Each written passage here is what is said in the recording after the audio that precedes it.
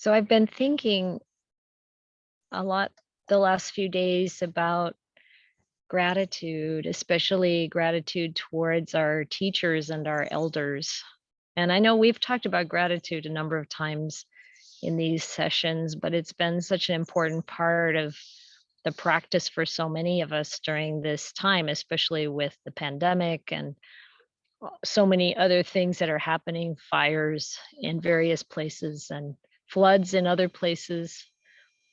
And so this has been especially poignant for me these last few days because I heard that a very respected bhikkhuni elder in our tradition in the Theravada passed away last week, Saturday, a week ago. And her name was Ayya Kusama.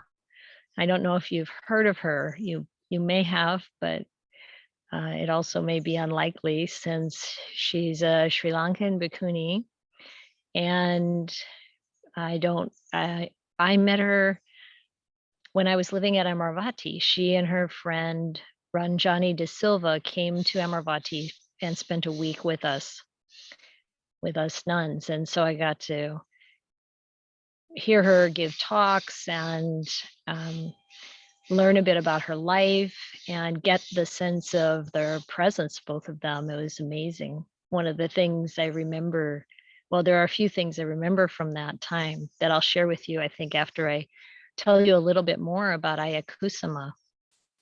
So, as I said, she's Sri Lankan and she was a university professor, and she did her PhD thesis on the nuns in Sri Lanka, which at that time, of course, were not bhikkhunis because that wasn't allowed. It was believed and taught that it was impossible to ordain women, give women full ordination, bhikkhuni ordination. And so the nuns in Sri Lanka were either keeping 8 or 10 precepts, and the conditions under which they lived were often really quite harsh because they oftentimes weren't very well supported. And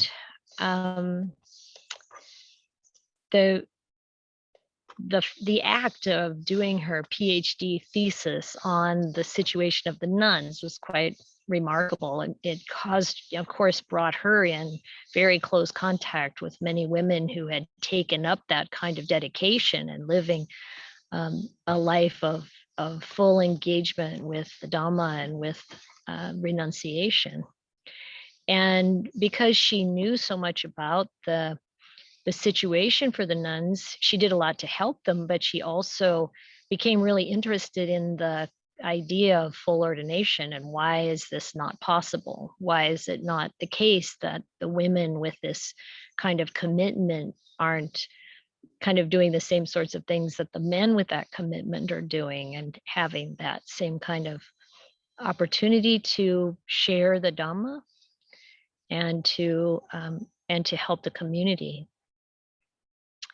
And so she did a second PhD thesis on the Bhikkhuni Vinaya. And when I met her in England, one of the things that really struck me was she talked about how when she did her defense of her thesis, the board that was reviewing her were all monks, and she said they didn't know anything about the Bhikkhuni Vinaya. They didn't know it. They asked her many questions and they would not have known whether the answers were correct or not, because she was the expert in the room on the Vinaya for the bhikkhunis. And she and her friend Ranjani De Silva, she's a laywoman, Ranjani, and what I remember most about Ranjani when I met her was, first of all, her presence was so, it's very hard to describe the spiritual energy of her presence. It was the type where you just want to stand next to her.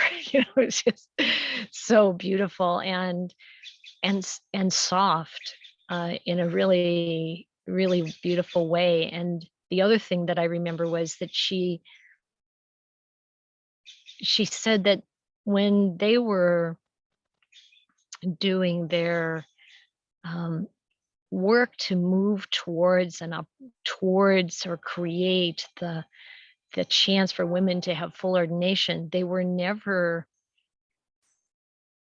kind of there was never any kind of idea of resistance or pressure or antagonism of any kind, and I could tell that uh, that was true.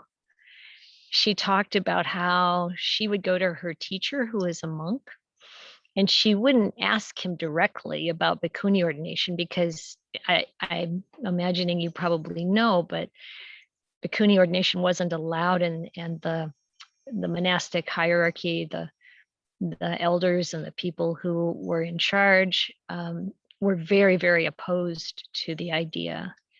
And so and this is true in other Theravadan countries too, they're very resistant to the idea and adamant that it should not be done. And so she said that she never asked her monk teacher directly about it, but she would say, "Am I doing anything wrong?" And he would say, "No, you're not doing anything wrong." He knew what she was doing. And what they were doing actually was they had set up a branch in Sri Lanka of the Sakya Dita organization, which is an international organization of Buddhist women that has conferences yearly. And they became the officers and the leaders of that branch in Sri Lanka, helping women get together and talk about the spiritual life, the commitment to the Dhamma itself, etc., and the conditions that women who were committed to the holy life were living under. So as they did this work, they were able to, and of course, there were many monks who would also like to see that happen, but oftentimes they felt they couldn't really say that openly. And so in order to not have any kind of problems with them, the way that they approached the whole issue was to really try to build community and to build a solidarity around the potential for bhikkhuni ordination. I'm sure that Ayya Kusuma saw in her studies that she saw in her studies that it would be completely possible by Vinaya to give women full ordination. So what happened was that they were part of a group, and there were Sri Lankan monks. In fact, the bhikkhu, very respected elder bhikkhu, who made my ordination possible, Bhante Piyananda, who lives in Los Angeles, was working on this since the 1970s.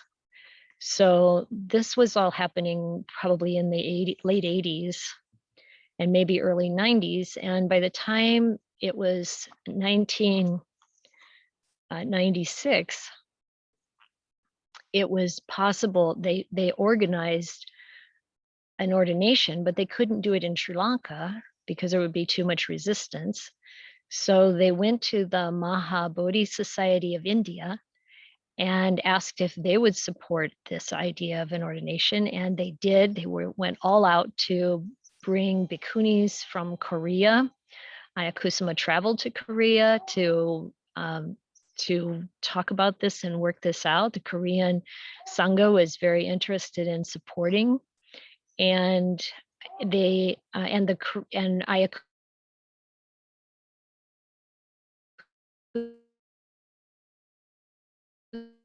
procedure for bhikkhunis was the same as what they had in Sri Lanka. So it seemed like a pretty compatible meeting together of people. And And yet, as they were planning, they got down kind of to the 11th hour. They had gone through so much planning. Everybody's set to come, and there was so much that was put into it. And yet, there was then the resistance in Sri Lanka became very strong. And at the and then what was requested of Ayya Kusuma was that she herself ordain as a bhikkhuni. Now, she had been keeping the rules in a way that was possible, but she hadn't intended to do that. And then she did, and because she was the eldest in age, in chronological age, she was the first one to receive ordination. At that time, she was the age I am now. She was 67. And she was well known, especially in Sri Lanka, because she also had a radio program, and she really stepped into that space to take the heat of all the resistance. And she did take the heat. She wasn't allowed to be a professor at the university anymore. She definitely had to respond to a lot of criticism, and she did. She the choice actually at that point was either they told her, either you take the ordination and take this position, or we're just not going to do it. And she's like, oh no, I would give my life for this to happen. And it did.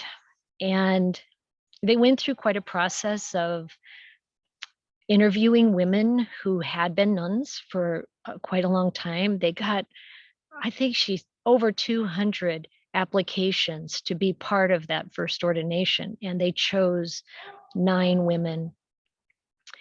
And what's particularly inspiring to me is that my preceptor was the youngest of those altogether 10 women. Her name is Ayya Sudarshana. And she's been working with Bhante Piyananda for years, giving women ordination in America. She's a lovely, lovely bhikkhuni, and she was 24 years old at the time. And one of the requirements was that all of these nuns would then stay in India for 2 years to receive training. And they did. And from all the sense I have is that their training was quite rigorous. And it's wonderful to see how much care and attention was put into the creation of these first bhikkhunis, that they could be really live according to the Vinaya and really have the kind of confidence and authority in their own practice and in their own life, that they could have a really positive effect on the world. So with Ayya Kusuma's passing away,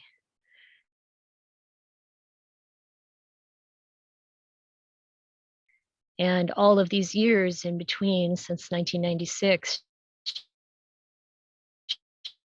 bearer and a voice of the Dhamma and of the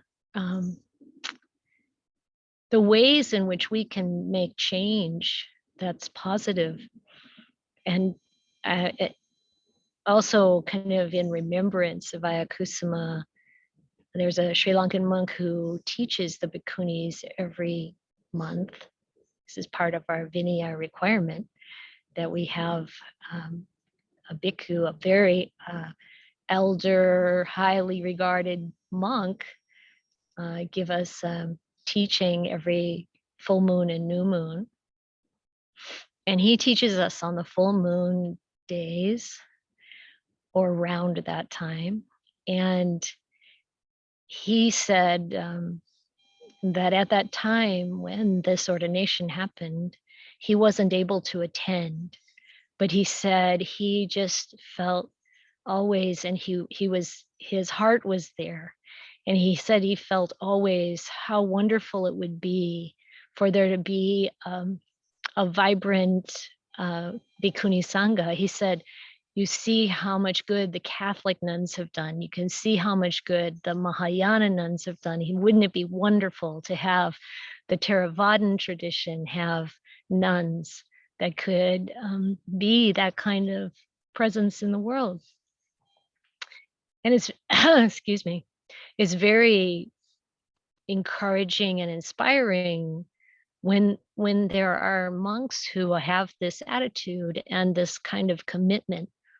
That particular monk, his name is Bhante Sumita, which means good friend.